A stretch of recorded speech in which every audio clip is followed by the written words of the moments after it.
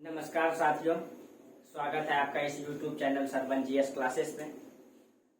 पिछले क्लास में हम लोग चर्चा कर रहे थे दोस्तों पाषाण काल के बारे में, और कल कुछ प्रॉब्लम की वजह से वीडियो नहीं डाल पाए थे। चलिए दोस्तों, फिर हम लोग आज से क्लियर मतलब कंटिन्यू क्लास करते हैं, और आप लोगों को इस चैनल पे प्रतिदिन रेगुलर क्लास मिलेगी और पूरा क्लास रहेगा दोस्तों। और आप लोगों को जो ये क्लास मिलेगी दोस्तों, पूरा कंटिन्यू क्लास चलेगा। और जल्द ही इसमें दोस्तों हम जो है आपका वर्ल्ड का मैप स्टार्ट करने वाले हैं जल्दी आप लोगों के लिए। और आप लोगों को मैपिंग दोस्तों बहुत ही बेहतरीन सिखाएंगे। आप लोगों को एकदम हाथ से बनाने के लिए वर्ल्ड का मैप आपको सिखा देंगे दोस्तों, पूरा का पूरा मैपिंग आपको। मेरा ग्रेजुएशन भी ज्योग्राफी से रहा है दोस्तों, तो मैं आपको पूरा का पूरा जो है कि मैप मतलब कि बेहतरीन तरीके से वर्ल्ड का मैप सिखाएंगे दोस्तों आप लोगों को। और जल्द ही स्टार्ट करेंगे वर्ल्ड का मैप आप लोगों के लिए। और इस चैनल पे आपको दोस्तों पूरा का पूरा बीपीएससी के लिए, पीसीएस के लिए, दरोगा के लिए कहीं भी नहीं जाना है।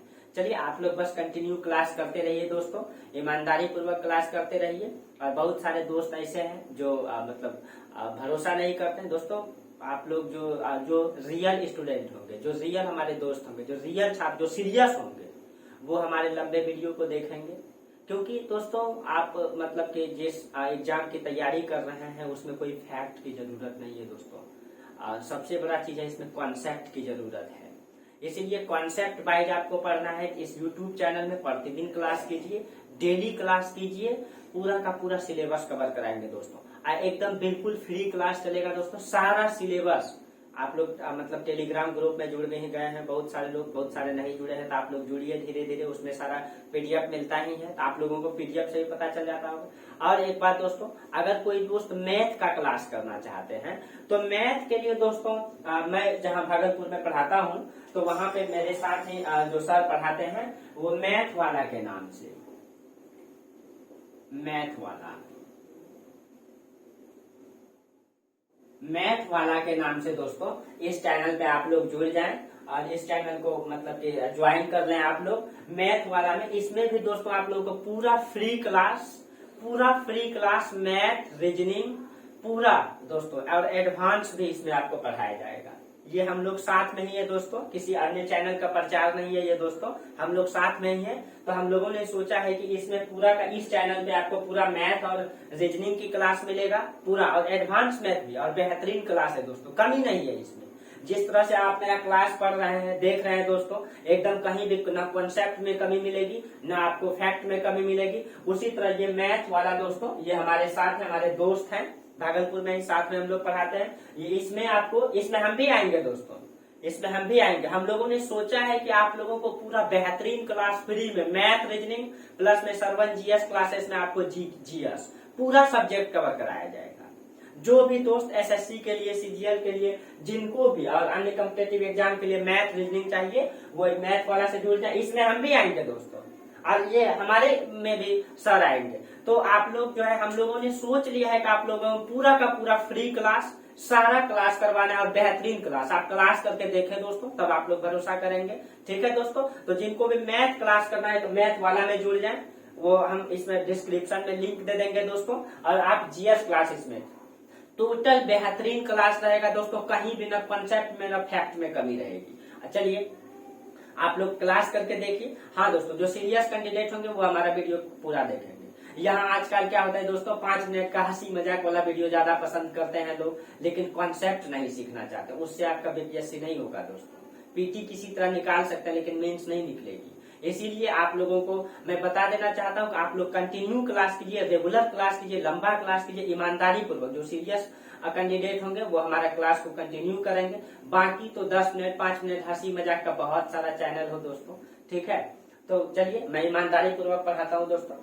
चलिए, हम लोग पिछले क्लास में चर्चा कर रहे थे प्रागैतिहासिक काल के बारे में। प्रागैतिहासिक काल को हम लोग देखे थे कि प्रागैतिहासिक काल में हम लोग पाषाण काल को, मुख्य रूप से पाषाण काल को ही पढ़ते हैं। और पाषाण काल को जानने के लिए बस एक ही स्रोत है कि पुरातात्विक स्रोत, यानी कि जिस काल को जानने के लिए सिर्फ और सिर्फ पुरातात्विक स्रोत उपलब्ध है, उसको हम लोग पढ़ते हैं प्रागैतिहासिक काल कहते हैं उसको। और उस प्रागैतिक काल में हम लोग पाषाण काल को पढ़ते हैं। और पाषाण काल को हम लोगों ने 3 भागों में बांटा है अध्ययन में सुविधा के लिए। और तो इसमें ये चीजें हैं तो कि हम लोग इतिहास में किसको पढ़ते हैं, मनुष्य द्वारा मतलब किए गए परिवर्तन को पढ़ते हैं, मनुष्य ने जो क्रियाकलाप किया है, मनुष्य का सामाजिक, आर्थिक, राजनीतिक, सांस्कृतिक जीवन में परिवर्तन को पढ़ते हैं। तो जहां जहां मनुष्य के संस्कृति में, समाज में, प्रकृति में परिवर्तन दिखाई देता है, वहां वहां हम लोगों ने इतिहास को विभाजित कर दिया है आसान बनाने के लिए। जैसे पाषाण काल को हम लोगों ने 3 भागों में बांटा, पूरा पाषाण, मध्य पाषाण, नव पाषाण।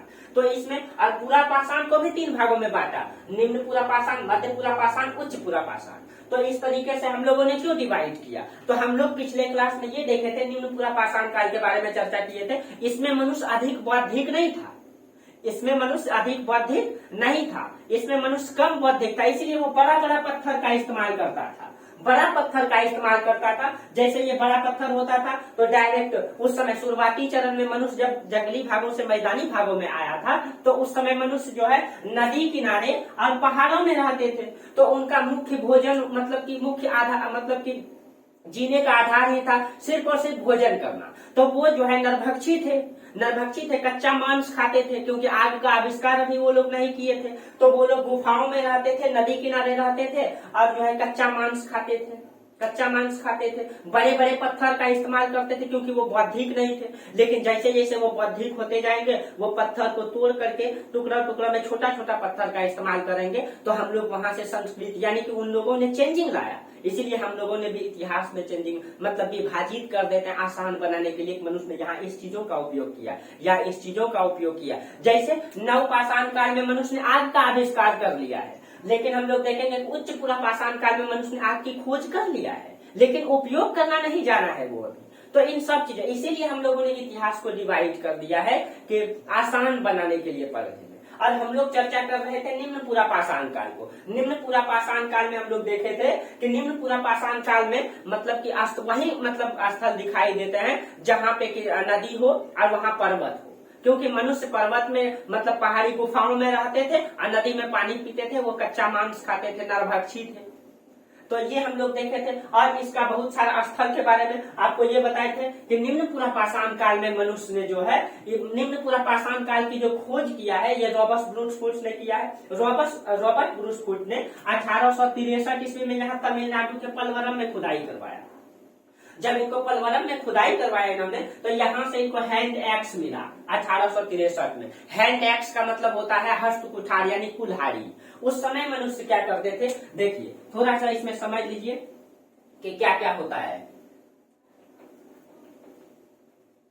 देखिए जैसे कि इन लोगों जब इन्होंने खुदाई करवाई, सबसे पहले हम लोग निम्न पूरा पाषाण काल पढ़ते हैं। तो इसमें ये हुआ, मान लीजिए कि रॉबर्ट ब्रूस फुट ने खुदाई करवाई, कहाँ पे खुदाई करवाई उन्होंने, पलवरम में। जब पलवरम में खुदाई करवाई तो सबसे निचले वाला लेयर को जब खुदाई करके निकाला गया तो यहाँ पे पत्थर का इस्तेमाल किया गया, मनुष्य बड़े बड़े पत्थर का इस्तेमाल। इसके नीचे वाला लेयर में कुछ नहीं तो पानी, क्योंकि इससे नीचे तो इतिहास है नहीं, क्योंकि सबसे पहले हम लोगों को क्या मिला, निम्न पूरा पाषाण काल। तो ये लेयर हो जाएगा आपका निम्न पूरा पाषाण काल, निम्न पूरा पाषाण काल। इसके ऊपर वाला जो लेयर मिलेगा, इसके लेयर वाला, इसमें कुछ चेंजिंग दिखाई देगा। जहाँ बड़ा बड़ा पत्थर है तो यहाँ छोटा छोटा पत्थर का इस्तेमाल करेगा मनुष्य, नुकीले पत्थर का इस्तेमाल करेगा न। तो इसको हम लोग कह देंगे मध्य पूरा पाषाण काल, मध्य पूरा पाषाण काल। और उसके ऊपर वाला जो भाग है वो है आपका उच्च पूरा पाषाण काल। इसमें देखेंगे अस्थि का उपयोग करने लगा है मनुष्य। इसमें देखेंगे हम लोग कि मतलब कि वो कर्मकांडी स्वरूप को जन्म दे दिया है।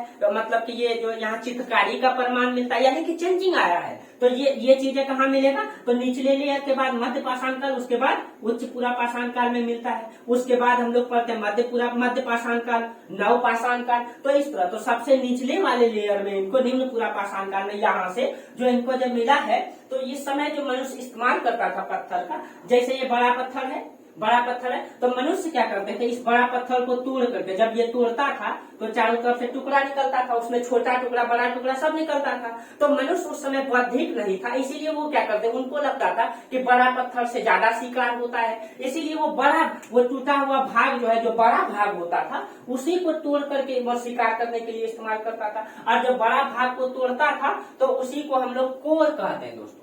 जब यानी कि पत्थर को तोड़ता था तो बड़ा भाग जो निकलता था उसको कोर कहते हैं, वो कोर का इस्तेमाल करता था। इसीलिए निम्न पूरा पाषाण काल को कोर संस्कृति के नाम से भी जानते हैं हम इसको जो है कोच संस्कृति के नाम से भी जानते हैं, क्योंकि यहाँ पे मनुष्य ने बड़े पत्थर का इस्तेमाल किया है, वो पत्थर को तोड़ करके जो बड़ा भाग था उसका इस्तेमाल किया है, जिसको कोर कहते हैं। इसीलिए निम्न पुरापाषाण काल को हम लोग कोर संस्कृति भी कहते हैं। अब देखिए, अब चूंकि निम्न पुरापाषाण काल को खोजा किसने, रॉबर्ट ब्रूस फुट ने, और इन्होंने पलवरम में खुदाई करके क्या निकाला, हैंड एक्स। यहाँ पे मनुष्य ने क्या किया था कि जब ये तोड़ करके निकाला था, इसी में पत्थर का जोड़, जैसे कुल्हाड़ी कैसे होता है, जैसे ये मतलब एक पत्थर है और इसी में ये इन लोगों ने इस पत्थर को जोड़ दिया और कुल्हाड़ी बना दिया, इसी को हैंड एक्स कहते हैं। और इसको किसने खोजा, तो रॉबर्ट ब्रूस फुट ने खोजा। इसीलिए अब कहाँ खोजा, पलवरम में। ये पलवरम तमिलनाडु मद्रास में पड़ता है। तो देखिए, जब इन्होंने सबसे पहली बार इसी का खोज किया था 1863 में, निम्न पुरापाषाण काल का ये पहला स्थल था जिसको खोज करके किसने निकाला था, रॉबर्ट ब्रूस फुट 1863 में। इसीलिए आप खोज करके क्या निकाला, हैंड एक्स। इसीलिए इसको हैंड एक्स संस्कृति भी कहते हैं, इसको हैंड एक्स संस्कृति भी कहते हैं। क्योंकि ये दोस्तों मद्रास में मिला है, इसीलिए इसको मद्रासी संस्कृति भी कहते हैं, इसीलिए इसको मद्रासी संस्कृति भी कहते हैं। अब देखिए दोस्तों, जब दूसरा, अब यही लेयर, जैसे कि यहाँ पे खुदाई करवाए रॉबर्ट ब्रूस फुट ने, तो यहाँ पे उनको सबसे निचले वाले लेयर में, निम्न लेयर में क्या प्राप्त हुआ, उसको निम्न लेयर में प्राप्त हुआ हैंड एक्स। जब यही चीजों का यहाँ पे आपका पड़ता है दोस्तों, अब मतलब कि पोतवार का पठार पाकिस्तान में पड़ता है, सोहन नदी घाटी। और सोहन जो है दोस्तों सिंधु की सहायक नदी है, आपको ज्योग्राफी में डिटेल से चर्चा करेंगे यहाँ पे, ठीक है। यहाँ सोहन मतलब सोहन नदी जो है दोस्तों यहाँ से निकलती है आपका सिंधु नदी, और सिंधु की सहायक है यहाँ पे सोहन नदी, सिंधु की। और यही सोहन नदी घाटी में यहाँ पे है दोस्तों पोतवार का पठार। यहाँ पे जब खुदाई करवाया गया, यहाँ पे खुदाई दोस्तों एच.डी. संकालिया ने किया है, बहुत बड़े इतिहासकार है ये, मतलब कि समथिंग में शायद हसमुख धीरज लाल संकालिया, ऐसे कुछ नाम है दोस्तों उनका, एच.डी. संकालिया उनका नाम है, बहुत बड़े इतिहासकार है दोस्तों संकालिया। एच.डी. संकालिया ने यहाँ खुदाई करवाया सोहन नदी घाटी में। तो इनको यहाँ पे दोस्तों जब यहाँ पे खुदाई करवाया गया तो यहाँ से इनको चॉपर चॉपिंग मिला है। चॉपर चॉपिंग का मतलब क्या होता है दोस्तों, यहाँ पे जो मनुष्य ने, जैसे कि ये पत्थर है, तो मनुष्य ने क्या किया है, एक साइड इसको जो है, एक साइड मतलब कि पत्थर को क्या किया है, नुकीला बना दिया है। एक साइड पत्थर को नुकीला बना के उसका जानवर को मारने में इस्तेमाल करते थे, तो इसी को चॉपर कहते हैं। इसी को क्या कहते हैं, चॉपर। और जब ये एक पत्थर ऐसा मिला है, जैसे कि इस साइड भी मतलब कि उसको नुकीला बनाया है और इस साइड भी नुकीला, देखिए दोस्तों दो साइड नुकीला बनाया है। जैसे मान लीजिए ये हमारा डब्बा है, ये हमारा कप है, देखिए ये कप है, तो ये मान लीजिए पत्थर है, तो इसका इस साइड और इस साइड नुकीला बनाया है, दोनों साइड नुकीला बना दिया। तो इसको दोनों साइड जब नुकीला बना दिया तो इसको हम लोग चॉपिंग कहते हैं। तो ऐसा पत्थर का इस्तेमाल किया गया है, और ये मिला है सोहन नदी घाटी से, जिसको एच.डी. संकालिया ने खोद करके निकाला है। तो यहाँ पे तो चॉपर चॉपिंग भी यहाँ से प्राप्त हुआ, और उसी लेयर में प्राप्त हुआ दोस्तों, जैसे यहाँ पे निम्न पुरापाषाण काल के जो स्थल मिले हैं, यहाँ पे पलवरम में वो वही निम्न लेयर में मिले, यहाँ पे वही निम्न लेयर में चॉपर चॉपिंग प्राप्त हुए हैं। इसका मतलब इसको हम लोग कहाँ रखेंगे, निम्न पुरापाषाण काल में। तो यहाँ पे चॉपर चॉपिंग प्राप्त हुआ, इसीलिए दोस्तों इसको चॉपर चॉपिंग संस्कृति के नाम से भी जानते हैं। और चूंकि ये सोहन नदी घाटी में मिला है, इसीलिए इसको सोहन संस्कृति के नाम से भी जानते हैं। इसको कोर संस्कृति भी कहते हैं दोस्तों। कोर अभी तुरंत आपको बताया दोस्तों, कोर का मतलब कि ये साइड वाला पत्थर, जो बड़ा पत्थर था उनका इस्तेमाल किया है, इसीलिए उनको कोर संस्कृति भी कहते हैं। अब देखिए, इसको एबिबिली संस्कृति भी कहते हैं दोस्तों, एबिबिली संस्कृति। हाँ, इस समय का एक खास विशेषता ये है दोस्तों, एक खास विशेषता ये है कि इस समय जो मनुष्य ने पत्थर का इस्तेमाल किया है वो क्वार्टजाइट पत्थर है, जबकि आगे देखेंगे फ्लीट, जैस्पर और अन्य पत्थर का इस्तेमाल करेंगे, लेकिन इस समय जो मनुष्य ने क्वार्टजाइट पत्थर का इस्तेमाल किया है। दोस्तों फैक्ट आपको याद रखना है, फैक्ट भी कुछ पूछा जाता है, इसीलिए फैक्ट भी ध्यान में रखना है, कॉन्सेप्ट भी रखना है। सबसे बड़ा चीज है दोस्तों कॉन्सेप्ट, आपसे डायरेक्ट पूछा जाएगा। निम्न पुरापाषाण काल में ये ध्यान में रखना है दोस्तों, निम्न पुरापाषाण काल को खोज करके किसने निकाला, रॉबर्ट ब्रूस फुट ने। उन्होंने सबसे पहली बार कहाँ खुदाई करवाई, तो तमिलनाडु के पलवरम में 1863 में। वहां उनको हैंड एक्स यानी कुल्हाड़ी मिला, और वो सबसे निचला लेयर में मिला, इसीलिए उसको निम्न पुरापाषाण काल में रखे न। और वही सबसे निचला लेयर में जब यहाँ खुदाई किया गया सोहन नदी घाटी में, सबसे निचले लेयर में यहाँ से चॉपर चॉपिंग मिला एच.डी. संकालिया साहब को। तो इसको भी हम लोग उसी में निम्न पुरापाषाण काल में रखा, और इसको भी हम लोग चॉपर चॉपिंग संस्कृति कहते हैं। तो इसको चॉपर चॉपिंग संस्कृति भी कहते हैं, इसको हैंड एक्स संस्कृति भी कहते हैं। चलिए, ये तो आप लोग समझ गए दोस्तों। इसके अलावा और निम्न पूरा पाषाण काल के कई सारे स्थल है, इसको भी आप लोगों को ध्यान में रखना है, ठीक है। हालांकि ये फैक्ट है दोस्तों, नोट्स में आपको पूरा फैक्ट मिल जाएगा, इसमें एक बार आप लोग देख लीजिए। जैसे आपका जम्मू कश्मीर में लिद्दर नदी घाटी, ये ध्यान में रखना है। हिमाचल प्रदेश में व्यास गंगा घाटी, ठीक है। पंजाब में व्यास गंगा घाटी, व्यास घाटी है दोस्तों। हिमाचल प्रदेश में व्यास गंगा घाटी और सिरसा घाटी, ठीक है, सिरसा। यूपी में बेलन नदी घाटी, यहाँ पे ये बेलन नदी घाटी के बारे में एक मतलब ध्यान में रखिएगा दोस्तों, यहाँ पे तीनों काल के संस्कृति मिले हैं। तीनों काल कहने का मतलब इसमें निम्न पूरा पाषाण काल का भी, मध्य पूरा पाषाण काल का भी और उच्च पूरा पाषाण काल का भी। ये क्वेश्चन कई बार पूछा गया है, इसीलिए इसको ध्यान में रखना है कि बेलन नदी घाटी जो उत्तर प्रदेश के मिर्जापुर में पड़ता है, यहाँ से तीनों काल के संस्कृति मिले हैं, तीनों काल के मिले हैं यहाँ पे, ठीक है। इसके बाद एमपी में सोन नदी और नर्मदा नदी घाटी। आपको पता है कि सोन नदी जो है, सॉरी नर्मदा नदी जो है कि यहाँ मतलब भ्रंश घाटी में बहती है, यहाँ पे न, यहाँ पे विंध्याचल और सतपुड़ा के बीच में, ठीक है। चलिए, उसके बाद आपका तमिलनाडु में ही एक जगह खुदाई करवाया गया, अतिरिपक्कम में। अतिरिपक्कम में जब खुदाई करवाया 1964 में, विलियम किंग्स ने, यहाँ पे भी उनको हैंडेक संस्कृति प्राप्त हुई है, वहां पे वही निचले लेयर में, ठीक है। उसके बाद राजस्थान में वैराज घाटी, वैराज घाटी एक और है दोस्तों। वैराज घाटी के अलावा आपको नोट्स में मिल जाएगा, ध्यान में नहीं है। गुजरात में लूनी घाटी, महाराष्ट्र में प्रवरा घाटी। उसके बाद ये सब ध्यान में रखना है, ठीक है। ये सब आपका स्थल है, मतलब निम्न पूरा पाषाण काल के, यहाँ से जो है निम्न पूरा पाषाण काल के जो अवशेष प्राप्त हुए हैं, ठीक है। हालांकि इतना फैक्ट तो किसी को भी ध्यान में नहीं रहेगा दोस्तों, चाहे कोई भी इंसान ही है, लेकिन हाँ कुछ फैक्ट को ध्यान में रखना है। कॉन्सेप्ट ये रखना है कि मनुष्य जो है निम्न पूरा पाषाण काल में बड़े पत्थर का उपयोग करते थे, उसको कोर कहा जाता था, कोर का उपयोग करते थे। वो जो है पहाड़ों में रहते थे, गुफाओं में रहते थे, नदी किनारे रहते थे, इसीलिए निम्न पूरा पाषाण काल के अधिकतर स्थल जो है पहाड़ों के पास, गुफाओं में, नदी किनारे मिला है, जितना भी लगभग, ठीक है। तो ये आपको ध्यान में रखना है। ये आपका निम्न पूरा पाषाण काल पिछले क्लास में ही चर्चा किए थे दोस्तों। इसमें ये भी ध्यान रखना है, इसमें क्वार्टजाइट पत्थर का उपयोग किया गया है, और इसमें जो उन्होंने उपयोग किया है चॉपर चॉपिंग, तो चॉपर चॉपिंग आपको बताया ही दोस्तों कि इस तरह का उपकरण होता है। एक सेकेंड दोस्तों,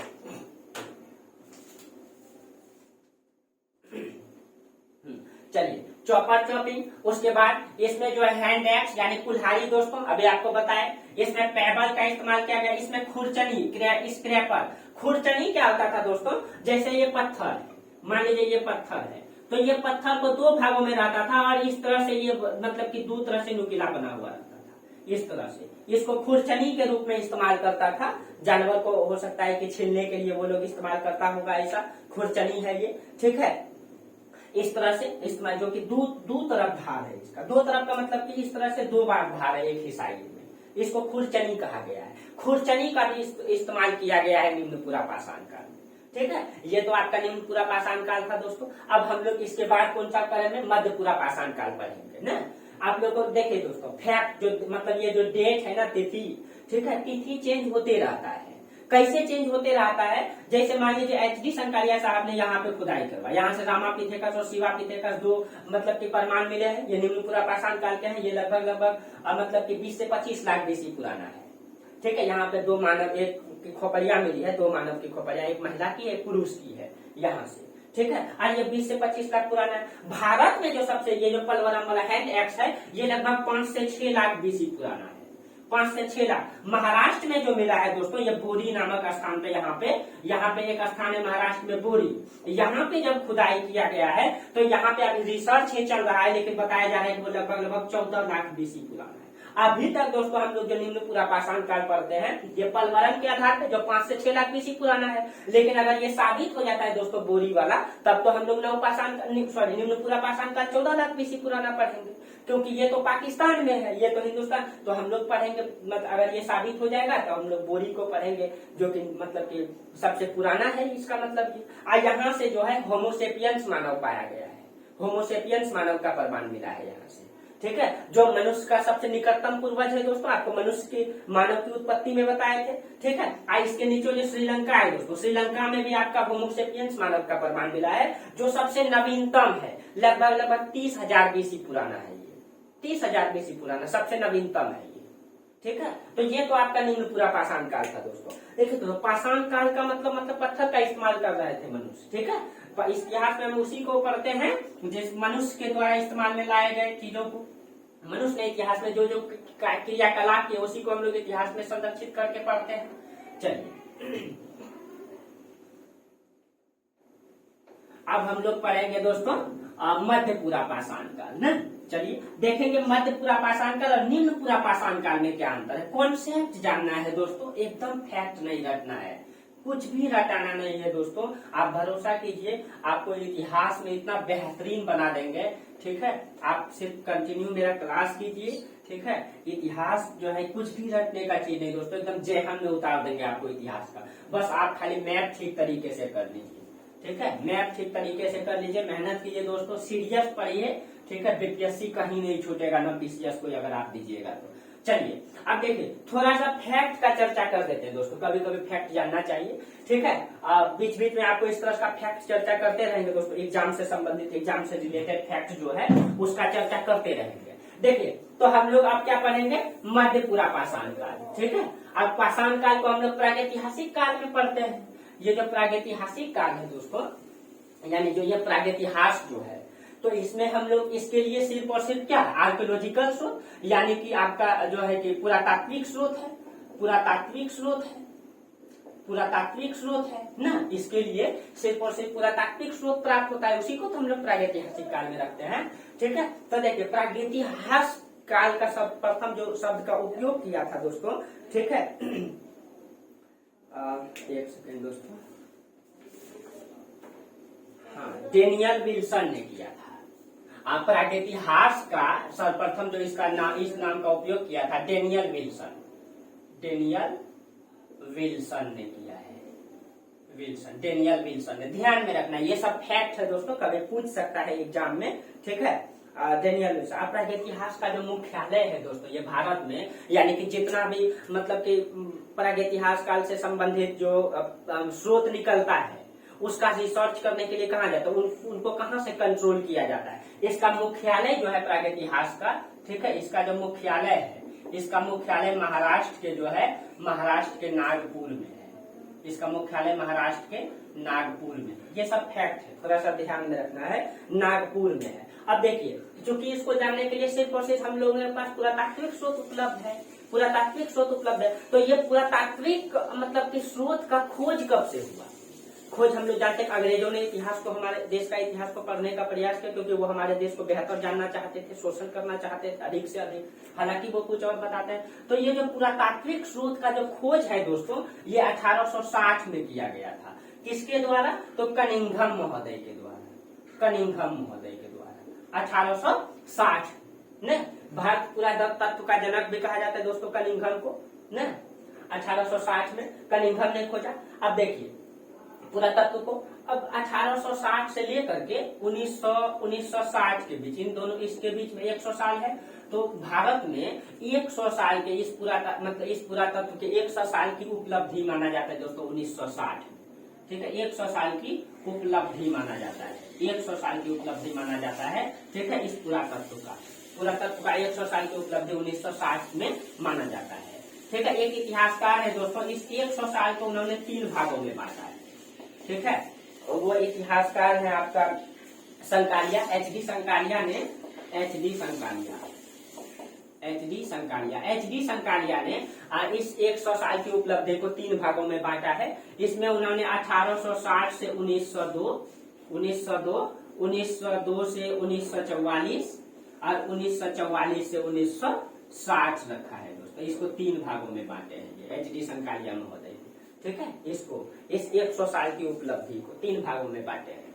ठीक है, चलिए अब देखिए हम लोग जानते हैं दोस्तों कि जो मतलब कि इसको प्रथम चरण, द्वितीय चरण, तृतीय चरण में रखा है। अब देखिए पहले तो ये पुरातत्व की जब स्थापना किया गया, मतलब खोज किया गया, तो इसके लिए जो है कि 1871 में भारतीय पुरातत्व सर्वेक्षण विभाग की स्थापना किया गया। याद रखिएगा 1871 में भारतीय पुरातत्व सर्वेक्षण विभाग की स्थापना, भारतीय पुरातत्व सर्वेक्षण विभाग की स्थापना की है, सर्वेक्षण विभाग की स्थापना किया गया। भारतीय पुरातत्व सर्वेक्षण विभाग ये स्वतंत्र विभाग था दोस्तों, ये अस्थायी नहीं था, स्वतंत्र था, ये स्वतंत्र विभाग था ये, ठीक है। लेकिन इसको जो है 1906 ईस्वी में कर्जन के समय में अस्थायी बना दिया गया।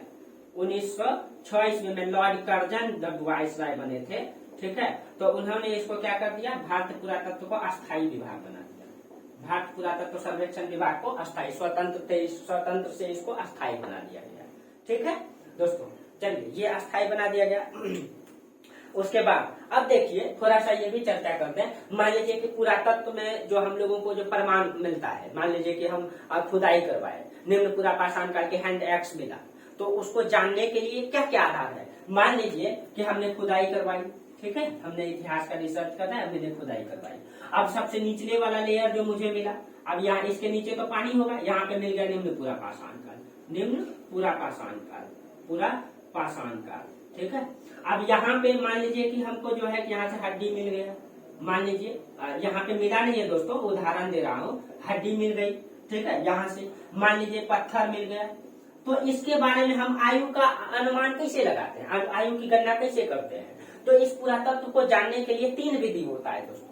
इसमें जो है शायद पिछले क्लास में मैंने चर्चा किया था, लेकिन फिर भी जान लीजिए आप लोग, ठीक है। इसको मान लीजिए कि इसके बारे में जानना है, मान लीजिए कि निम्न पुरा पाषाण काल आज से कितना साल पुराना है, इसके बारे में कैसे बताया जाता है। तो इसको जानने के लिए 3 विधि होता है। एक तो कार्बन डेटिंग विधि होता है, कार्बन डेटिंग विधि। कार्बन डेटिंग विधि से दोस्तों वही चीज का अनुमान लगाया जा सकता है जिसमें जीवाश्म हो, जैसे हड्डी रहे, मनुष्य का हड्डी रहे, उसमें जीवाश्म होता है। और उसमें कार्बन में क्या होता है, मान लीजिए हड्डी प्राप्त हुआ तो हड्डी में लेयर होता है। अब जब वो लेयर का, एक लेयर का कुछ खास उम्र होता है, वर्ष आयु निश्चित होता है कि इतना समय में ये खत्म हो जाएगा।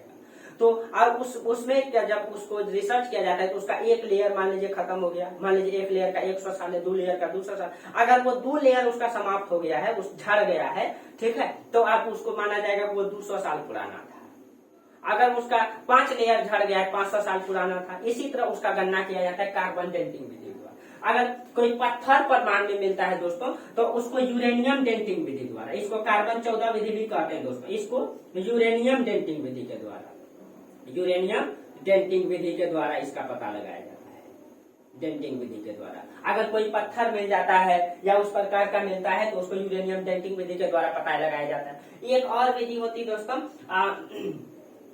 वृक्ष वलय विधि, वृक्ष वलय विधि। अब इसके द्वारा वृक्ष वलय विधि, इसके द्वारा जो है वृक्षों की आयु का भी पता, उसके कार्बन 14 विधि से भी पता लगाया जाता है दोस्तों, लेकिन वृक्ष वलय विधि से भी उसका पता लगाया जाता है कि वृक्ष की आयु कितनी है। अगर कोई चीज है, कोई अवशेष मिला है, पुराना अवशेष है, अब उस चीज का अध्ययन करना है तो वो कितना पुराना है उससे भी पता लगाया जाता है, ठीक है दोस्तों। चलिए, तो वृक्ष वलय विधि, तो ये था आपका कुछ फैक्ट दोस्तों, इसको जानना। हाँ, मान लीजिए कि कार्बन डेटिंग, यूरेनियम डेटिंग, वृक्ष। अब मान लीजिए दोस्तों कि हमने खुदाई करवाई और यहाँ से अगर हमको मान लीजिए कि इस लेयर में या किसी भी लेयर में मान लीजिए हमको सिक्का प्राप्त हो गया, सिक्का प्राप्त हो गया।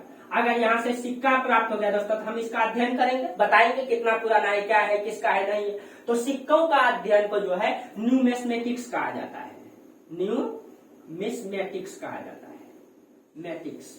ये सब फैक्ट है दोस्तों, क्वेश्चन पूछ लिया जाता है। अगर सिक्का प्राप्त हो गया उसका अध्ययन करेंगे तो न्यूमिस्मेटिक्स कहा जाता है। अगर यहाँ से कोई अभिलेख प्राप्त होता है, अभिलेख प्राप्त होता है, ठीक है, जैसे आपको अभिलेख के बारे में बताएंगे, अशोक का अभिलेख, और उसका हम अध्ययन करते हैं तो उसको एपिग्राफी कहा जाता है, उसको एपिग्राफी कहा जाता है। अभिलेख का अध्ययन को, वहां से अगर अभिलेख प्राप्त होता है उसका अध्ययन करते हैं तो उसको एपिग्राफी कहा जाता है। उसके बाद और हाँ, प्राचीन तिथियों का अगर अध्ययन करते हैं दोस्तों कि प्राचीन तिथि का अनुमान लगाते हैं कि ये कितना तिथि का है, तो तिथियों का अध्ययन को दोस्तों पेलियोग्राफी कहा जाता है। अगर तिथि का अध्ययन करते हैं हम लोग तो उसको क्या कहते हैं, पेलियोग्राफी, पेलियोग्राफी कहा जाता है, ठीक है, इसको जो है पेलियोग्राफी कहा जाता है, ठीक है दोस्तों। तो यहाँ तक आप लोगों को ये समझ में आया। ये फैक्ट है दोस्तों, बीच बीच में बताते रहेंगे आपको, फैक्ट जानना जरूरी है, क्वेश्चन पूछता है इसीलिए, और आपको जानना भी चाहिए इतिहास को जानने के लिए, ठीक है। चलिए, अब हम लोग पढ़ते हैं मध्यपुरा पाषाण काल, ठीक है। हम लोग निम्नपुरा पाषाण काल पढ़ लिए, अब हम लोग पढ़ते हैं मध्यपुरा पाषाण काल।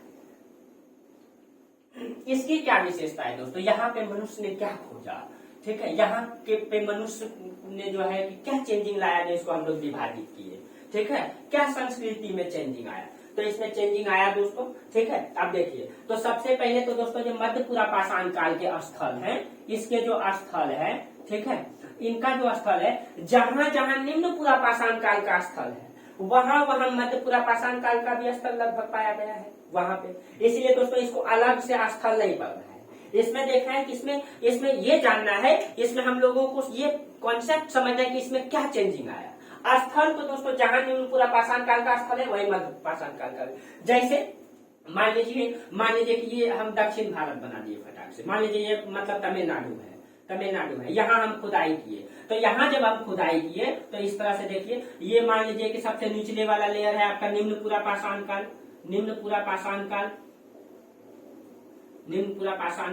इसके ऊपर वाला दोस्तों मध्यपुरा पाषाण काल, इसके ऊपर वाला दोस्तों उच्चपुरा पाषाण काल, और इसके ऊपर वाला दोस्तों मध्य पाषाण काल, इसके ऊपर वाला दोस्तों मतलब कि नव पाषाण काल, इसके ऊपर में हम लोग तो दोस्तों ताम्र पाषाण, इसके ऊपर में जो है हम लोग हड़प्पा सभ्यता, वैदिक सभ्यता, इसी तरह से हम लोग महाजनपद काल पढ़ते हैं।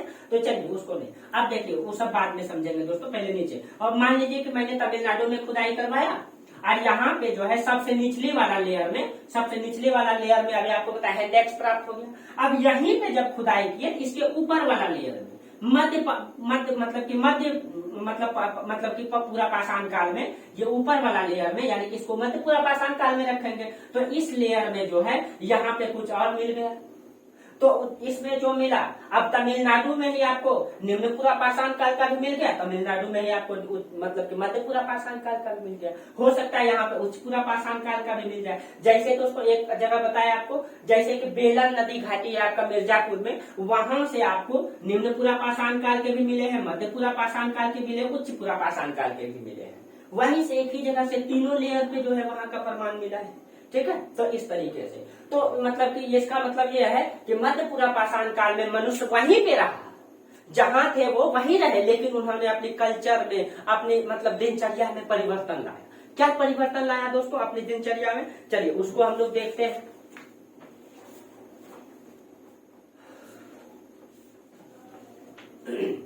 अब देखिए,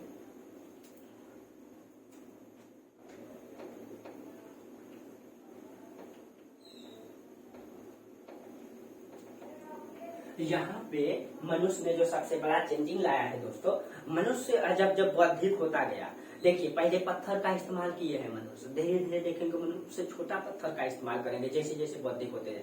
आज हम लोग देख रहे हैं दोस्तों, आज का समाज कितना तेजी से विकास कर रहा है। इधर आप पढ़ेंगे 6 लाख से 10,000 BC आते आते, ठीक है, मनुष्य ने मतलब कि पत्थर का इस्तेमाल करने लगा, नुकीले हथियार का इस्तेमाल करने लगा। लेकिन इधर 4,000 से 1,000 BC आते आते दोस्तों मनुष्य ने नगर बसा लिया है। तो मतलब कि जैसे जैसे मनुष्य बौद्धिक होते जा रहा है, उसकी विकास की गति बढ़ती जा रही है। आज हम लोग देखते हैं दोस्तों, आप जो है कि 20 साल पहले जाइए, हमारा समाज क्या था, 20 साल पहले, 10 साल पहले जाइए ना दोस्तों, हमारा समाज क्या था।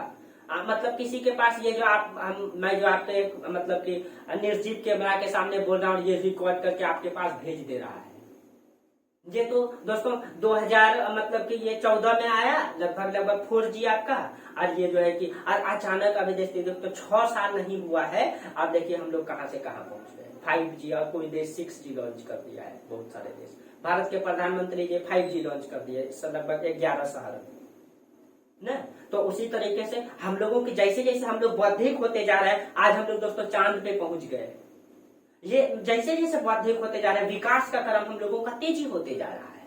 उसी तरह से मनुष्य जैसे जैसे बौद्धिक होते गया, उन्होंने अपने विकास को गति दिया है। तो वही चीज को हम लोग, तो मध्यपुरा पाषाण काल का दोस्तों, जैसे आपको नवपुरा पाषाण काल में बताया, ये पत्थर है, तो मनुष्य ने क्या किया है, इस पत्थर को काट करके जो इसका बड़ा भाग निकला था उसको कोर कहते थे, उसका इस्तेमाल करता था, क्योंकि मनुष्य को लगता था कि बड़ा पत्थर ज्यादा जानवर को जल्दी मार पाएगा। लेकिन इस काल में देखते हैं दोस्तों, मध्यपुरा पाषाण काल में देखते हैं, वो जो है इससे निकाले गए छोटे टुकड़े का इस्तेमाल करता है, छोटे और नुकीले टुकड़े का इस्तेमाल करता है, ठीक है। और इसको हम लोग फलक कहते हैं, इसको क्या कहते हैं, फलक। और यहाँ पे फलक का इस्तेमाल, क्योंकि वो समझ गया था कि जो हल्का पत्थर है वो मतलब छोटा पत्थर है वो भारी है, वो नुकीला है, उसको दूर से फेंक करके भी हम इस्तेमाल कर सकते हैं। उसमें भाला टाइप का बना देता है, नुकीला पत्थर बना देता है। और ये यहाँ क्योंकि उनको बौद्धिक हो गया था, वो समझ गया था कि जैसे मतलब हर युद्ध दोस्तों मतलब कि तलवार से और सैनिक से नहीं लड़ा जाता है। युद्ध जीतने के लिए युद्ध की रणनीति होनी चाहिए दोस्तों। इतिहास में सिकंदर ने भी युद्ध जीता है दोस्तों, बहुत बड़ी सेना लेकर के वो वहां से पूरे मतलब यूनान से लेकर के हिंदुस्तान तक के देश में नहीं आए थे, लेकिन मतलब कि उनकी नीति ने, उनके जो मतलब कि जो रणनीति होती है दोस्तों युद्ध का, बाबर ने भी अपने जीवन में युद्ध जीता है दोस्तों। जब वो हारने लगता था तो वो जो है कि वहां पे धर्म की सहारा लेता था। जिस तरह से मतलब सिकंदर की सेना जब मतलब कि पौरस से लड़ने से इनकार कर देता है तब वो वहां धर्म का सहारा लेता है। वहां पे वो यूनानी देवता का पूजा करता है, 9 अग्निवेदियों का निर्माण करता है और वो यूनानी देवता का पूजा करता है। और वो कहता है कि अगर मतलब कि अगर धर्म के सामने कोई झुकना तो नहीं चाहता है दोस्तों। और वो बताता है कि अगर मतलब कि एक आप सच्चे यूनानी है, वो यूनानी देवता का पूजा करता है, अगर वो सच्चे यूनानी है तो हम कभी भी पीछे नहीं हटेंगे। अगर वो आप पीछे हटेंगे तो हमारे यूनानी देवता का अपमान होगा। धर्म के लिए कोई झुकना नहीं चाहता है दोस्तों। उसी तरह से बाबर भी युद्ध हार गया था दोस्तों। खानवा का हम लोग जानते हैं बाबर ने पानीपत की युद्ध को जीत करके जो है कि इतिहास में वास्तविक सत्ता स्थापित नहीं दोस्तों। बाबर ने वास्तविक सत्ता तो खानवा का युद्ध में किया है, जीत करके किया है। बाबर का सेना खानवा का युद्ध जीतने से बिल्कुल इनकार कर दिया था लड़ने से, लेकिन वहां भी बाबर ने जिहाद का नारा देता है। तो दोस्तों एक रणनीति बेहतर होती है युद्ध को जीतने के लिए। उसी तरह दोस्तों कठोर मेहनत जरूरी नहीं है कि हम मतलब कि एक अधिकारी बनने के लिए कठोर मेहनत करें दोस्तों। बेहतर मेहनत करें, मतलब फोकस पे मेहनत करें कि एक तीर पे ही निशाना लगे। अशोक मतलब कि सिकंदर ने अपने पिता से सीखा था। उनके पिता ने कहा था कि दुनिया इतनी आसान नहीं है। अगर आप एक सच्चे वीर योद्धा हो तो आपकी मतलब कि निशाना हमेशा तीर की नोक पे होनी चाहिए। और वही चीज है दोस्तों, आपका भी निशाना आपके बीपीएससी के, आपके पीसीएस के, आपके जो मतलब लक्ष्य है दोस्तों, उसकी नोक पे होनी चाहिए हमेशा, उस पर आपका ध्यान होनी चाहिए। तो ये जरूरी नहीं है कि हम मतलब कठिन परिश्रम करें, जरूरी ये है दोस्तों हम बेहतर परिश्रम करें। कितना करें क्या नहीं करें, ये सबसे बड़ा चीज है जानना। ठीक है दोस्तों, चलिए तो वही चीजें है। मनुष्य अब ये समझने लगा था कि भारी पत्थर का इस्तेमाल करके नहीं बल्कि बेहतर प्रयोग करके हम जानवर को जल्दी शिकार कर सकते हैं, क्योंकि वो बौद्धिक हो गया। इसीलिए तो ये जो मध्यपुरा पाषाण काल है दोस्तों, इसको हम लोग फलक संस्कृति भी कहते हैं। इसको हम लोग क्या कहते हैं, फलक संस्कृति भी कहते हैं दोस्तों। इसको फलक संस्कृति भी कहते हैं। ठीक है, अब चलिए इसके बारे में थोड़ा सा हम लोग जानते हैं। ठीक है, इसको फलक संस्कृति भी हम लोग कहते हैं।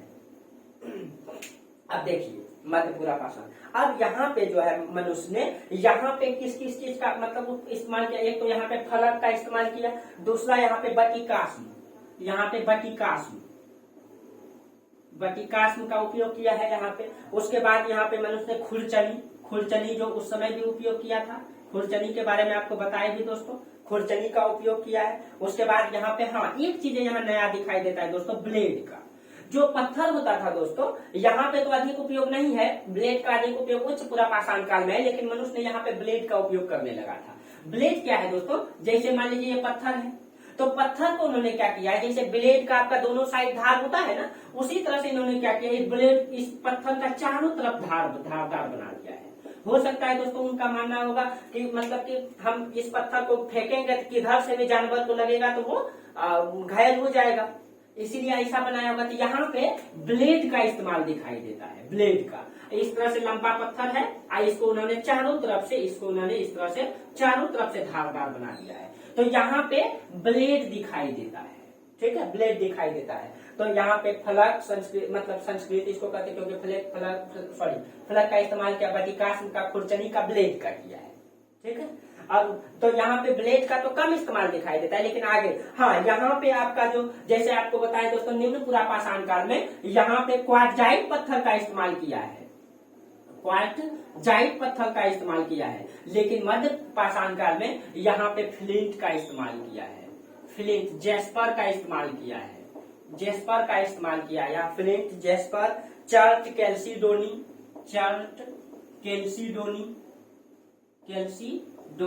इन सभी पत्थरों का इस्तेमाल किया है। Flint, jasper, chert, chalcedony. उसके बाद क्वार्टाइल भी है दोस्तों, जो है तो वो है ही, ठीक है, जो है तो वो रह ही जाएगा ना। जैसे आज हम लोग मोबाइल का इस्तेमाल कर रहे हैं, एकदम कैमरा, एकदम फोन पे डायरेक्ट वीडियो कॉलिंग, जहाँ तो क्या हम लोग चिट्ठी नहीं भेज रहे हैं, क्या भेज रहे हैं। तो उसी तरह से मनुष्य यहाँ पे मतलब कि क्वार्टाइल, यहाँ भी क्वार्टाइल, तो यहाँ पे मनुष्य क्वार्टाइल का तो इस्तेमाल करते ही थे, उसके साथ साथ इन सभी का भी इस्तेमाल करते थे, ठीक है। अब देखिए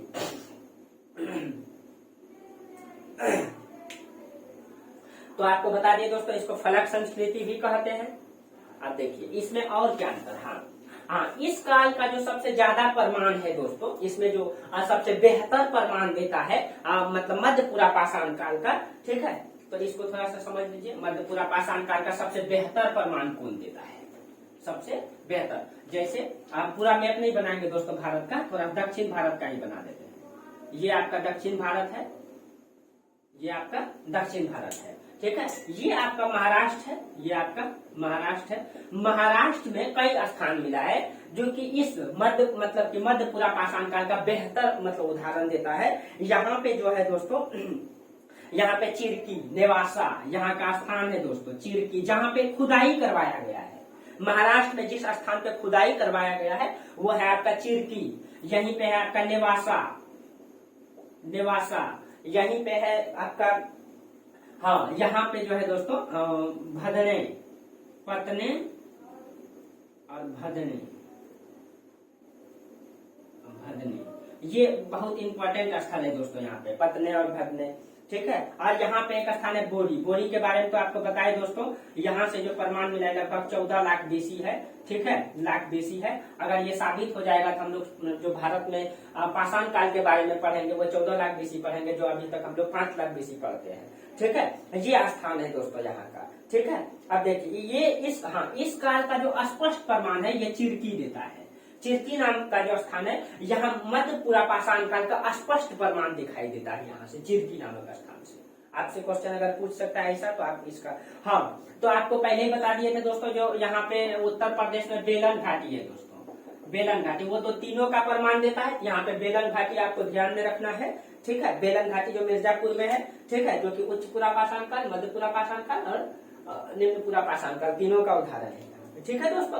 तो यहाँ पे मनुष्य ने एक ही चेंजिंग लाया है कि यहाँ पे मनुष्य ने जो पत्थर का आकार थोड़ा सा छोटा कर दिया है, ठीक है। अब देखिए 1 मिनट दोस्तों,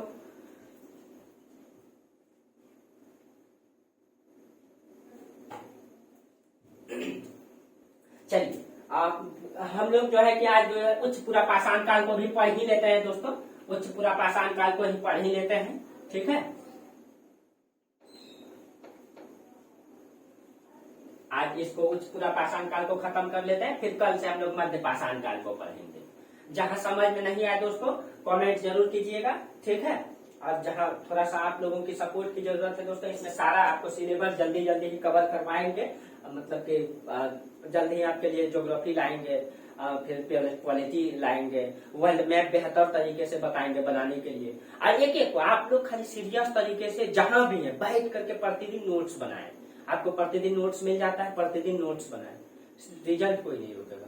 आप फल की चिंता मत करिए दोस्तों, कर्म कीजिए, बैठ करके कर्म कीजिए। और जैसे मतलब कि सिकंदर ने अपनी मतलब उनका विजय, मुख्य उद्देश्य था उनका विजय, जो उनके पिता ने जो बताया था उनको, फिलिप द्वितीय ने, कि एक वीर योद्धा वही होता है जो कभी पीछे पलट के नहीं देखता है, और एक बेहतर योद्धा वही होता है जो अपने हमेशा निशाना अपने तीर के नोक पे रखता है। उसी तरह दोस्तों आपका भी निशाना हमेशा अपने लक्ष्य पे होना चाहिए, और आपके लक्ष्य के लिए क्या पढ़ना है क्या नहीं पढ़ना है, इन सब चीजों को ध्यान में रखना है। तो हम लोग उच्चपुरा पाषाण काल को पढ़ते हैं दोस्तों। अब इसमें भी उसने क्या मतलब परिवर्तन लाया उच्चपुरा पाषाण काल में, ठीक है। अब देखिए जो उच्चपुरा पाषाण काल है, इसका जो सबसे पहला प्रमाण है दोस्तों, ये बेलन घाटी देता है। थोड़ा सा मैप बना लेते हैं हम लोग।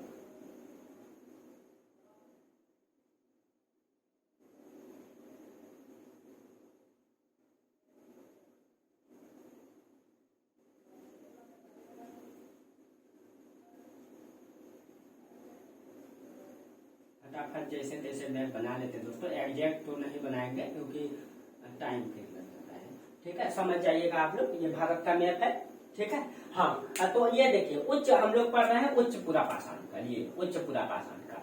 अब इसका जो एग्जैक्ट प्रमाण है, सबसे पहला प्रमाण है दोस्तों, ये कहाँ देता है, ये आपका बेलन घाटी, उत्तर प्रदेश का बेलन घाटी जो मिर्जापुर में है, बेलन घाटी, ये इसका स्पष्ट प्रमाण देता है, बेलन घाटी। ठीक है, अब देखिए बेलन घाटी, इस काल का जो सबसे महत्वपूर्ण विशेषता है दोस्तों, इस काल का यानी कि उच्च पूरा पाषाण काल का सबसे महत्वपूर्ण विशेषता है, यहाँ की जो है सबसे अधिक ब्लेड का इस्तेमाल किया गया है। ब्लेड उपकरण का, ब्लेड के बारे में आपको जस्ट बताया कि मनुष्य ने जो है इस पत्थर को चारों तरफ जो है धारदार बना दिया था ब्लेड की तरह। तो इस काल में उच्च पूरा पाषाण काल का सबसे महत्वपूर्ण विशेषता है दोस्तों कि वो ब्लेड का इस्तेमाल करने लगा था, अधिक मात्रा में इसका उपकरण मिला है। तो ये चीजें ध्यान में रखना है कि निम्न पूरा पाषाण काल में वो कोर का इस्तेमाल करते थे, मध्य पूरा पाषाण काल में वो फलक का इस्तेमाल करते थे। ठीक है, और उसके बाद उच्च पूरा पाषाण काल में वो ब्लेड का इस्तेमाल करते थे। तो फलक, यहाँ ध्यान में रखिएगा, फलक, ब्लेड और कोर। ठीक है, चलिए ये इसकी विशेषता है। उसके बाद हाँ, इसीलिए जब सबसे ज्यादा ब्लेड का इस्तेमाल करेगा इसीलिए इसको कौन संस्कृति कहेंगे, इसको ब्लेड संस्कृति कहेंगे, इसको ब्लेड संस्कृति कहेंगे। तो उसी के नाम पे उसका नामकरण किया गया है, ब्लेड संस्कृति कहेंगे। ठीक है, हाँ, कुछ इतिहासकार ऐसे हैं दोस्तों जो उच्च पूरा पाषाण काल की संस्कृति को ही नेग्लेक्ट करते हैं। उनका कहना है कि उच्च पूरा पाषाण काल जैसी कोई संस्कृति ही नहीं है, कोई अलग विभाजित संस्कृति नहीं है। जैसे एच.डी. संकालिया साहब, वो कहते हैं कि ये एच.डी. संकालिया कहते हैं, एच.डी. संकालिया कहते हैं कि उच्च पूरा पाषाण काल जैसी कोई संस्कृति नहीं है। जो खुदाई से जो अंतर दिखाई देता है वो कहते हैं वो अंतर उसमें नहीं है, आप विभाजित कर दे रहे हैं, लेकिन एच.डी. संकालिया कहते हैं वो अंतर नहीं है। जबकि कुछ इतिहासकार का मानना है दोस्तों कि ये सच्चाई नहीं है, और ये सही भी है क्योंकि बहुत सारे इतिहासकार ने इसमें वास्तविक तर्क दिए हैं। ठीक है, एच.डी. संकालिया का एक बुक है दोस्तों, ध्यान में रखिएगा, उनका दो बुक है, प्री हिस्ट्री और proto history, pre history of proto history, proto history, pre history of proto history, proto history of India and Pakistan, of India and Pakistan, इनका ये बुक है दोस्तों, ध्यान में रखिएगा, कभी पूछ सकता है। ठीक है, इसी पुस्तक में इन्होंने इसकी चर्चा की है कि जो है कि उच्च पूरा पाषाण काल जैसी कोई संस्कृति ही नहीं है, जबकि ये सच्चाई नहीं है, इतिहासकार ने इसका प्रमाण दिया है। ठीक है, अब देखिए, हाँ, इस काल को मैगडेलियन संस्कृति भी कहते हैं, मैगडेलियन संस्कृति भी कहते हैं, मैगडेलियन संस्कृति भी कहते हैं, ध्यान में रखिएगा, इसको ब्लेड संस्कृति, इसको मैगडेलियन संस्कृति भी कहते हैं, मैगडेलियन संस्कृति। इसको श्रेष्ठ पाषाण संस्कृति भी कहते हैं, श्रेष्ठ पाषाण संस्कृति, श्रेष्ठ पाषाण संस्कृति भी इसको कहा जाता है। ठीक है, अब देखिए इसका विशेषता समझ लेते हैं दोस्तों, इसका विशेषता क्या है। ठीक है, उच्च पूरा पाषाण काल की विशेषता क्या है इसका प्रमुख, एक तो सबसे पहले कि इन्होंने यहाँ पे मनुष्य ने जो है ब्लेड का इस्तेमाल करने लगा था, यानी कि पत्थर को ब्लेड जैसा आकार दे दिया था, तो उसको हम लोग ब्लेड नाम दे दिए। ठीक है, अब देखिए इसमें जो है, हाँ, एक चीज है सबसे प्रमुख विशेषता इसका ये है, उच्च पूरा पाषाण काल की विशेषता देकर के आप लोग लिखिएगा, विशेषता। विशेषता ये है कि यहाँ उपकरण में विशेष, मतलब कि ये विशेषीकरण दिखाई देता है, जो उपकरण है, उपकरण में विशेषीकरण दिखाई देता है। विशेषीकरण का मतलब ये है दोस्तों कि अब जो है हर उपकरण का उपयोग इन्होंने हर अलग अलग काम के लिए लगा रहा है। जैसे आप ही दोस्तों, हम लोगों, मतलब आप लोग अगर गांव से समाज से होंगे तो जानते होंगे कि हम लोग जो कचिया का इस्तेमाल करते हैं ना, उसको अलग घास काटने के लिए खुरपी का इस्तेमाल करते हैं, उसका अलग यूज होता है। रंभा का उपयोग करता है, उसका अलग उपयोग होता है। कुदाल का उपयोग करते हैं, अलग उपयोग होता है ना, यानी कि हर काम के लिए हर प्रकार का हम लोग उपकरण यूज करते हैं। जैसे गड़ासा होता है वो कुट्टी काटने के लिए, उसी तरह से यहाँ पे ये विशेषता दिखाई देती है कि यहाँ के मनुष्य इतने बौद्धिक हो गए थे कि इन लोगों ने जो है यहाँ पे हर उपकरण का उपयोग अलग अलग कामों के लिए कर रहे हैं, अलग अलग उपकरण का उपयोग अलग अलग कामों के लिए कर रहे हैं। सबसे पहली इसकी खास विशेषता है दोस्तों, इसका मतलब मनुष्य बौद्धिक हो चुका है, वो कार्य को अलग अलग विभाजित करने लगा है। उसके बाद ब्लेड प्रकार के उपकरण सबसे अधिक मिले हैं। दूसरा ये रखिएगा कि ब्लेड प्रकार के उपकरण क्या है, सबसे अधिक मिले हैं ना। तीसरा विशेषता इसका क्या है दोस्तों, इसी काल में, हाँ, एक चीज ये है दोस्तों, इसी काल में होमोसेपियंस मानव का पदार्पण होता है। होमोसेपियंस ये ध्यान में रखना है दोस्तों कि भारत में होमोसेपियंस मानव का पदार्पण कब होता है, तो ये उच्च पुरापाषाण काल में होता है। एकदम कॉन्सेप्ट याद रखना है, उच्च पुरापाषाण काल में होता है। इसकी चौथी विशेषता क्या है दोस्तों, इसकी चौथी विशेषता क्या है, इसकी चौथी विशेषता अस्थि उपकरण का प्रयोग। हाँ देखिए दोस्तों, यहाँ पे थोड़ा समझ लीजिए, यहाँ पे दिखाई देता है कि अस्थि का उपकरण अब ये उपयोग करने लगा है। ठीक है, अस्थि का मतलब दोस्तों, जैसे वो जब जानवर को मारते थे तो उसमें बड़ा बड़ा जानवर को मारते थे, बड़ा बड़ा हड्डी मिलता था। अब वो हड्डी को मतलब हथियार बनाने लगे हैं, यानी वो बौद्धिक हो चुके हैं और नुकीले नुकीले हथियार मिले, छोटे छोटे, स्पेन से भी छोटे छोटे हथियार का इस्तेमाल, तीर जैसे हथियार का इस्तेमाल करने लगा है दोस्तों। हो सकता है आपको कल दिखा भी देंगे दोस्तों, कल दिखाएंगे इसको। ठीक है, अस्थि का अब उपकरण का वो इस्तेमाल करने लगे हैं और इसका जो प्रमाण मिला है अस्थि का, ठीक है, ये इलाहाबाद के लोहदा नाला में जो है, एक जो है यहाँ इलाहाबाद का उत्तर प्रदेश में जो है इलाहाबाद है। ठीक है, इलाहाबाद में एक स्थल है लोहदा नाला, लोहदा नाला में जब खुदाई करवाई गई दोस्तों, तो यहाँ पे जो है ना अस्थि की मूर्ति मिली है, अस्थि की मूर्ति प्राप्त हुई है। अब देखिए दोस्तों, अस्थि की मूर्ति एक नया सवाल पैदा करता है। ये दोस्तों, अब अगर अस्थि की मूर्ति अगर मिली, हालांकि कुछ इतिहासकार कहते हैं नहीं वो भाला है, लेकिन नहीं, बहुत इतिहासकारों ने अधिक माना है कि मूर्ति है। अगर वो मूर्ति है दोस्तों, इसका मतलब ये है कि मनुष्य जो है कर्मकांडी स्वरूप को जन्म दे रहा है, मनुष्य कर्मकांडी स्वरूप को जन्म दे रहा है। मनुष्य ईश्वरीय सत्ता पर, दैवीय शक्ति पर विश्वास कर रहा है, जिसको उन्होंने नहीं देखा है। इसका मतलब मनुष्य अब अधिक बौद्धिक हो चुका है, अधिक बौद्धिक हो चुका है। यहाँ पे अस्थि का अगर वो मूर्ति रहेगा दोस्तों, तो इसका मतलब ये है कि ये जो है मतलब कि काल्पनिक चीजों पर विश्वास करने लगा है, ईश्वर जैसी शक्ति पर। यानी कि अब ये जो है कि मतलब क्या कहते हैं, रूढ़िवादी परंपरा को जन्म दे रहा है ये, अगर ये अस्थि की मूर्ति है दोस्तों। हाँ, तो इसी के आधार पे हम कहते हैं कि अस्थि का उपकरण का प्रयोग करने लगा होगा। ठीक है, अस्थि का जब यहाँ से प्रमाण मिला है। ठीक है, और उसके बाद एक चीज और दोस्तों, अस्थि का जो सबसे अधिक प्रमाण मिला है आंध्र प्रदेश के कुर्नूल में मिला है, सबसे इसी काल में। ठीक है, उच्च पुरापाषाण काल में आंध्र प्रदेश के कुर्नूल में। ठीक है, आंध्र प्रदेश के कुर्नूल में इस काल के सबसे अधिक जो है अस्थि का प्रमाण यहीं से मिला है। यहाँ एक जगह है दोस्तों, बड़ा नाम है उसका। ठीक है, उसका नाम है मुच्छ तला चिंतानुमणि गांव, मुच्छ तला चिंतानुमणि गांव, चिंतानुमणि गांव। हम भी इसको 2-3 बार में याद रखे थे दोस्तों, फिर भी ध्यान नहीं था, लेकिन हाँ लिख दिए, मुच्छ तला चिंतानुमणि गांव। हाँ यही है दोस्तों, यहाँ आंध्र प्रदेश के कुर्नूल में ये एक स्थल है दोस्तों, इसकी खुदाई की गई है। यहाँ पे बहुत अधिक मात्रा में अस्थि का प्रमाण मिला है, यहाँ पे बहुत अधिक मात्रा में अस्थि का प्रमाण मिला है। ठीक है, ये अब उसके बाद हाँ, इस काल में मनुष्य जो है एक मतलब महाराष्ट्र में एक स्थल है आपका पत्नी। ठीक है, महाराष्ट्र में आपका, ये महाराष्ट्र पड़ता है दोस्तों, महाराष्ट्र में है आपका पत्नी।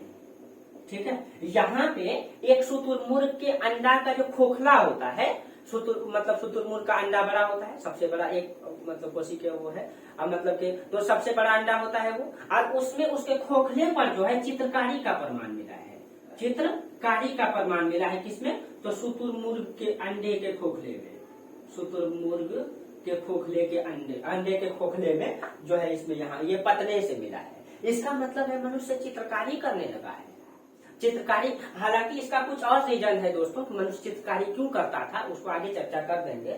ठीक है, इसमें लंबी हो जाएगी, अगले क्लास में चर्चा करेंगे। तो चित्रकारी का प्रमाण मिला है दोस्तों यहाँ पे, ये इसकी विशेषता है। ये आप 5वीं विशेषता में लिखेंगे कि चित्रकारी दूसरा कर्मकांडी स्वरूप को ये जन्म दे रहा है दोस्तों। इसकी ये विशेषता है कि अगर वो मूर्ति है तो वह कर्मकांडी स्वरूप को जन्म दे रहा है, वो जो है कर्मकांडी स्वरूप को जन्म दे रहा है। उसके बाद एमपी के एक जगह बागोर। ठीक है, एमपी में या मध्य प्रदेश में एक जगह है बागोर। यहाँ पे दोस्तों, यहाँ पे एक चबूतरा का प्रमाण मिला है, और उस चबूतरा को माना जाता है कि वो वैदिका है। वो वेदी है। मतलब वेदी मतलब जहाँ पूजा स्थल होता है ना, वो चबूतरा टाइप का बना के वेदी का बनाया जाता है, वो चबूतरा। हालांकि कुछ इतिहासकार इसको नहीं मानते हैं, लेकिन वो बागोर में अगर वो चबूतरा है दोस्तों, तो इसका मतलब सही है कि मनुष्य ने कर्मकांडी स्वरूप को जन्म दे दिया है। एक जगह मूर्ति मिलता है, एक जगह चबूतरा मिलता है, इसका मतलब ये है कि ये जो है मनुष्य कर्मकांडी स्वरूप को प्रबल बना चुका है, अपने जीवन का अंग बना लिया है। तो ये इसका मतलब मनुष्य बौद्धिक होते चलता जा रहा है, वो कर्मकांडी स्वरूप को जन्म दे रहा है। आप देखें इसको चेंजिंग किस तरह से मनुष्य ने अपने जीवन में ला रहा है, ठीक है, ये ध्यान में रखना है, इस सब चीज को रचना क्या है, ठीक है। उसके बाद एक जगह है बिलासुर, आंध्र प्रदेश में है, ठीक है। यहाँ पे जो है, हाँ हालांकि दोस्तों ये मतलब कि बिलासुर जो है आंध्र प्रदेश में है, यहीं पे यहाँ पे एक जगह है बिलासुर, ठीक है। यहाँ पे ब्रूस खुद महोदय ने खुदाई करवाया, तो यहाँ पे जो है कि गर्भ चूल्हा का प्रमाण मिला है। हालांकि दोस्तों इस काल में, उच्च पुरापाषाण काल में मनुष्य ने आग का आविष्कार मतलब नहीं किया था, मतलब आग का उपयोग नहीं किया था, सॉरी आविष्कार कर लिया था लेकिन उपयोग नहीं किया था इस काल में, उच्च पुरापाषाण काल में। तो यहाँ पे अगर गर्भ चूल्हे का प्रमाण मिलता है बिलासपुर में, ठीक है, तो वहां पे लेकिन आग का प्रमाण नहीं मिला है। अगर वो आग का प्रमाण मिल जाएगा दोस्तों, तब हम लोग मानेंगे कि भारत में जो है आग का आविष्कार उच्च पुरापाषाण काल में हो गया है। अभी हम लोग मानते हैं नवपाषाण काल में, लेकिन अगर ये मतलब यहाँ पे अगर आग का प्रमाण मिल जाता है दोस्तों, लेकिन अभी तक तो मिला नहीं है, ठीक है, तब हम लोग पढ़ेंगे, अगर मिल जाएगा तब पढ़ेंगे उच्च पुरापाषाण काल। लेकिन अभी जो है हम लोग पढ़ते हैं नवपाषाण काल, इस समय मनुष्य ने आग का इस्तेमाल करना प्रारंभ किया था, ठीक है। तो ये आपका, अब देखिए इसका जो प्रमुख स्थल है दोस्तों, ठीक है, अब इसका प्रमुख स्थल, तो स्थल तो एक डाटा है आपको जो है कि मतलब सारा कहाँ कहाँ कौन कौन सा स्थल, जैसे एक बार बोल देते हैं आपको, जैसे मतलब बेलासुर ग्राम, बेलन घाटी, ये आपका उत्तर प्रदेश में है, राजस्थान में पुष्कर है, गुजरात में बिस्दी है, महाराष्ट्र में पतने है, भदने है, इनाम गांव है, तमिलनाडु में कोरतलियार नदी घाटी है। इस तरह से कल आपको इसी तरह बना करके, टाइम ज्यादा लग जाता है दोस्तों बनाने में, इसीलिए तो कल आपको बना करके ही रखेंगे, उसमें सिर्फ समझा देंगे कल। अब बाकी कल हम लोग पढ़ेंगे मध्य पाषाण काल। दोस्तों आप लोगों को अब बेहतर समझ में आता होगा, ठीक है। फैक्ट भी कभी कमी नहीं है दोस्तों, अगर आप इतना फैक्ट खोजेंगे तो आपको 5 बुक पढ़ना पड़ेगा, ठीक है। बहुत मेहनत करके दोस्तों फैक्ट को इकट्ठा करते हैं, सारे बुक को एक रिसर्च के तरह मतलब कि रात दिन पढ़ना पड़ता है दोस्तों, फिर एकत्रित करके नोट्स को तैयार किए हैं आप लोगों के लिए पूरा का पूरा, ठीक है। इसीलिए आप लोग को मतलब मेरा काम क्या है दोस्तों, हम आपको नौकरी नहीं दिलाएंगे, हम तो मतलब आपके पीछे पीछे बस आप इतना चीजें जुटाएंगे तो आपको वक्त लग जाएगा। हम आपको जुटा करके एक निश्चित क्रम में एक रास्ते पे ले जाने का काम करते हैं। अगर आप सीरियस रहेंगे तो मेरे रास्ते पे चलेंगे तो जल्दी हो जाएगा, लेकिन यही चीज को आप खोजेंगे तो समय लगेगा, 5 बुक को पढ़ना पड़ेगा आपको, तब एक फैक्ट मिलेगा दोस्तों। तो ये मेरा काम है आपको सही रास्ते पे लेके जाना, ठीक है दोस्तों। तो आज जो है ये हम लोग पढ़े, आप लोगों को समझ में आया होगा दोस्तों। आगे बढ़ाइए हम मेरा चैनल को, हम सोच रहे हैं दोस्तों आप लोगों के लिए बेहतर से बेहतर करें, ठीक है। आगे बढ़ेंगे तो जल्द ही प्रयास करेंगे आप लोगों के लिए बेहतर से बेहतर करने के लिए, प्रयास में है दोस्तों। जल्द ही आपको मैथ भी जल्दी मिल जाएगा उसमें, मैथ वाला चैनल में, प्लस में आप लोगों को जल्द ही जो है कि इसमें आपको वर्ल्ड मैप सिखाया जाएगा। उसके बाद आपका अगला मतलब क्वालिटी स्टार्ट किया जाएगा। तो जल्द ही हम प्रयास कर रहे हैं दोस्तों, थोड़ा सा बेहतर सुविधा होने दीजिए, आप लोग सपोर्ट कीजिए, आगे बढ़ाइए, फिर जल्दी ही करेंगे, ठीक है दोस्तों।